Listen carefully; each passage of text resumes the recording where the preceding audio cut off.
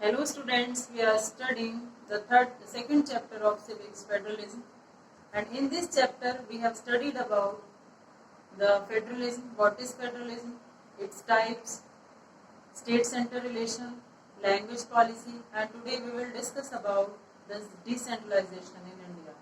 Students, we are studying the federalism. अब federalism हम पढ़ रहे हैं जिसमें कि ये हमने देखा है कि इसमें दो या दो से ज्यादा लेवल की गवर्नमेंट होती है, जैसे सेंटर और स्टेट।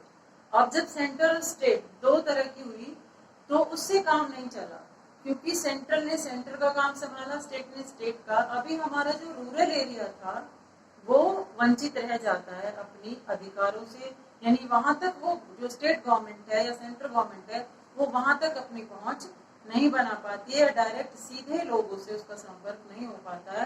तो यहाँ पर एक जरूरत उभरी कि यहाँ पर एक लोकल बॉडीज का इलेक्शन होना चाहिए और लोकल लोगों में से ही होना चाहिए। तो यहाँ थर्ड गवर्नमेंट की नीड हुई, जिसको हमने कहा गया लोकल गवर्नमेंट, यानी कि वहीं के लोगों से, उन्हीं लोगों में से किसी एक व्यक्ति का चयन, एक को हेड बनाया जाए, लीडर बनाया जाए, जो वहाँ का कामकाज देखे, क्योंकि वो वहाँ की सारी सिचुएशंस को समझता है, सारी परिस्थितियों को जानता है, वहाँ की स्थिति क्या है, तो वो बेटर तरीके से काम कर सकता है। और वो किसके अंडर करेगा? स्टेट के अंडर। तो यहाँ पर ये डिसेंट्रलाइजेशन यानी सत्ता का विकेंद्रीकरण की बात समझ में आई।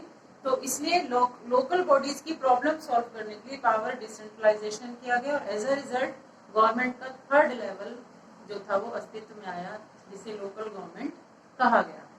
डिसेंट्रलाइजेशन कहते हैं जब सेंटर और स्टेट से पावर लेके लोकल गवर्नमेंट में दे दी जाती है, यानी कि स्थानीय गवर्नमेंट को दे दी जाती है। और गांव में इस गवर्नमेंट को क्या कहा जाता है? पंचायत के नाम से जाना जाता है और इसका हेड सरपंच होता है, ठीक है। वहीं शहरों में हम इसे म्यूनिसिपैलिटी के नाम से जानते हैं और इसके जो हेड होता है वो मेयर कहलाता है।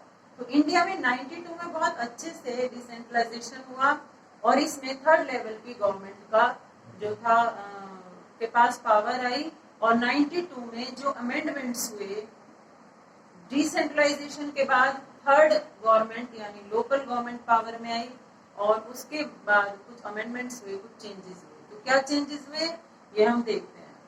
तो फर्स्ट था, यहाँ पर हमने देख लिया डिसेंट्रलाइजेशन में क्या हुआ था, सत्ता का विकेंद्रीकरण क्या हुआ, पावर बढ़ के कहाँ गई? सेंटर में थी, सेंटर से स्टेट में आ गई, स्टेट से लोकल गवर्नमेंट में आ गई। यानी कि लोकल गवर्नमेंट किसके अंडर काम करते हैं? स्टेट के। स्टेट किसके अंडर? सेंटर के, ठीक है। और क्या क्या चेंजेस हुए? चेंजेस ये हुए, regular elections for local government. Local government के लिए रेगुलर इलेक्शंस होंगे, यानी इनकी कार्यकाल है कि 5 साल के बाद रेगुलर इलेक्शंस होंगे। जैसे कि सरपंच या प्रधान बनाया जाता है गांव में, गांव प्रधान होता है तो उसका 5 साल में इलेक्शन होता है। तो ये चेंजेस हुए कि रेगुलर इलेक्शंस होंगे। सेकेंड हुआ, seats for reserve for SC/ST और OBC। SC के लिए, ST के लिए, शेड्यूल कास्ट के लिए या OBC के लिए, अनुसूचित जातियों के लिए सीट्स रिजर्व होंगी, कुछ सीट्स रिजर्व होती है। उसके बाद 1/3 seats for reserve for women और 1/3 सीट जो थी वो वुमेन के लिए रिजर्व की गई। और स्टेट इलेक्शन कमीशन इंडिपेंडेंट, और जो स्टेट इलेक्शन कमीशन था जो एक स्वतंत्र संस्था थी, एक स्वतंत्र विभाग था, उसके अंडर ये इलेक्शंस होते हैं, ये इलेक्शंस कंडक्ट कराता है और किसी भी गवर्नमेंट का इस पे कंट्रोल नहीं होता, क्योंकि एक स्वतंत्र होता है, इसका स्वतंत्र संस्था होती है जो इलेक्शन कराती है। उसके बाद state government has to share its power money. अब स्टेट गवर्नमेंट जितनी जो भी अपनी पावर का कुछ शेयर, मनी का कुछ शेयर लोकल गवर्नमेंट को देती है, यानी कि उसी से ही पावर लेके, मनी लेके लोकल गवर्नमेंट को दी जाती है। यहाँ तक हमने पढ़ा डिसेंट्रलाइजेशन यानी सत्ता का विकेंद्रीकरण लोकल गवर्नमेंट में कैसे हुआ, स्टेट, सेंटर, स्टेट और लोकल गवर्नमेंट, क्या क्या चेंजेस आए। अब पढ़ते हैं कि structure of rural government.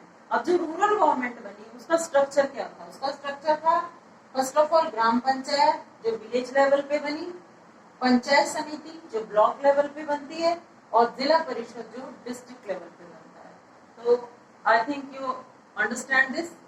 Decentralisation, power का विकेंद्रीकरण, सत्ता का विकेंद्रीकरण, क्या क्या चेंजेस आए, और then structure of rural government, ठीक है। इससे आगे का हम कल देखेंगे। Thank you.